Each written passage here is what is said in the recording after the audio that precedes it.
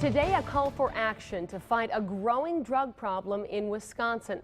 A local lawmaker has introduced legislation designed to combat heroin abuse. Fox 11's Laura Smith joins us now with more about this problem and what these bills are hoping to accomplish. Michelle, Republican State Representative John Nygren unveiled the package of bills today during a news conference at the Brown County Sheriff's Department. Now, for the Marinette lawmaker, the fight is personal. He says his daughter is fighting heroin addiction. It's a problem one local man says he thought would end up killing him. I didn't think I was going to live to see 27, 28 years old.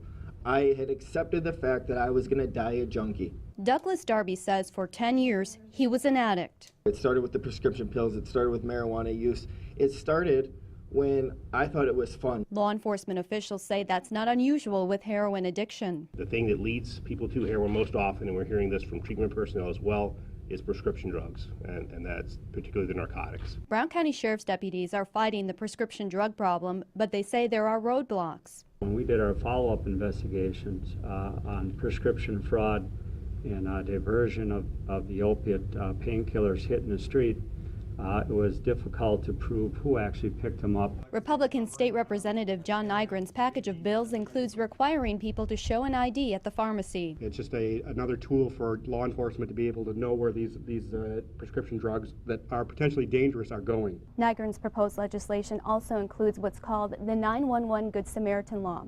Those found with simple possession when they have called 911 to save a life would be granted immunity. We're going to go after dealers, but we want to save lives. According to the Justice Department, there were 673 heroin-related arrests in the state last year.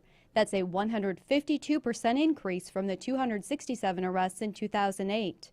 Authorities say there were more than 400 heroin-related arrests in the first 6 months of this year. The cost of implementing the legislation, if passed, is unknown, but those in recovery say it doesn't matter. If it saves one life, what can we put on the price of that?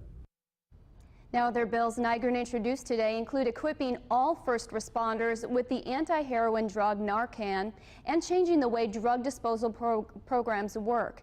He expects the proposed legislation to be signed into law by the end of this year. And Nygren also told me there's more to come, including alternatives for treatment in rural and underserved areas.